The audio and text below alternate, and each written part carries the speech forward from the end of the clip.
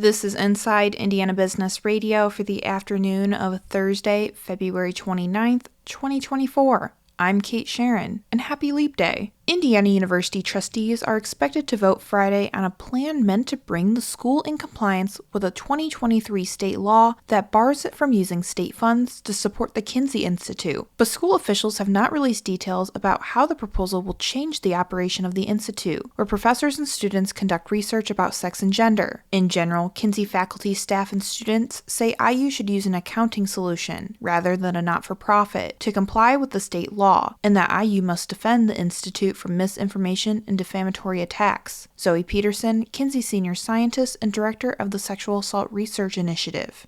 And so it seems to me, and it seems to many of us, that this could be addressed with a accounting solution where, sort of different pots of money from different sources are kind of kept more separate and better identified. IU spokesman Mark Bode said the board's goal is to, quote, determine how to best to ensure the university's continued support for the Kinsey Institute.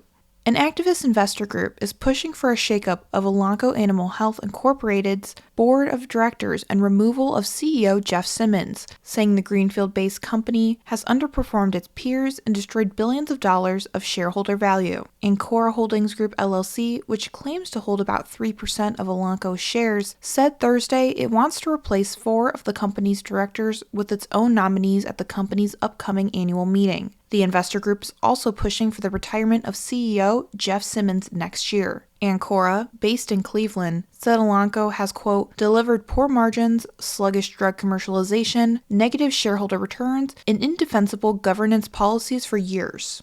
A Lafayette-based organization that provides workforce development services for a 12-county region has a new leader. The Region 4 Workforce Board on Wednesday announced Greg Nottestein as its new CEO and executive director. The organization said in a news release that Nottestein has held leadership positions with various small to mid-sized manufacturing companies throughout Indiana and beyond over his more than 25-year career. Nottestein succeeds Roger Feldhaus, who is retiring after 40 years in workforce development. From the number one source for Indiana business news, this is Inside Indiana Business Radio. Indiana, your bold future starts here. IBJ Media, Inside Indiana Business, and the Indiana Economic Development Corporation invite you to the Engage Indiana series, presented by CareSource, Indiana University, and Old National Bank.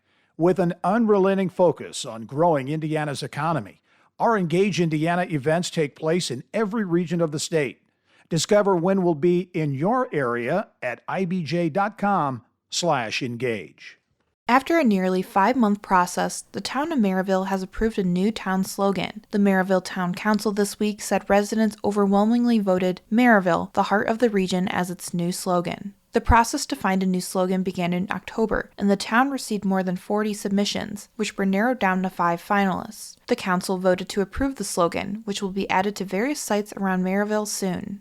Preparations have begun for a major highway improvement project in Vanderburgh County. The Indiana Department of Transportation says it is investing about $150 million to make the Lloyd Expressway more efficient and safer for drivers to navigate. The Lloyd for You project extends along a 14-mile stretch from I-69 on the east side of Evansville west to Posey County Line Road. INDOT says the effort will include intersection improvements, bridge replacements, and pavement replacement. As more than a dozen states contemplate death with dignity laws, Indiana lawmakers are making clear they're staunchly opposed to any policy allowing physician-assisted suicide. IIB's Alex Brown has more. A Senate resolution penned by Republican Senator Tyler Johnson of Leo emphasizes that the legalization of assisted suicide, quote, sends a message that suicide is a socially acceptable response to aging, terminal illness, disabilities, and depression, end quote, and subsequently imposes a duty to die. Further, it states assisted suicide, quote, is a direct threat to human dignity, patient rights, and the disabled when the medical goal must be to eliminate suffering rather than the person who suffers, end quote. Alternatively, the resolution references ongoing advancements in palliative care that can relieve pain and allow a person to, quote, die naturally, comfortably, and in a dignified manner without a change in the law, end quote. The Senate Health Committee approved the resolution in a 9-2 vote along party lines on Wednesday. Alex Brown, Inside Indiana Business Radio. The Indiana Department of Correction has approved the use of Pell Grants for 3 Ivy Tech Community College certificates available to inmates. If approved by the U.S. Department of Education and Ivy Tech's accrediting agencies, the initiative would make inmates eligible to receive financial aid through the federal Pell Grant program, Ivy Tech said in a news release Thursday. Inmates pursuing either of the 2 business administration certificates offered by Ivy Tech Madison or an automotive technology technical certificate at Ivy Tech Terre Haute would be eligible to apply for the aid.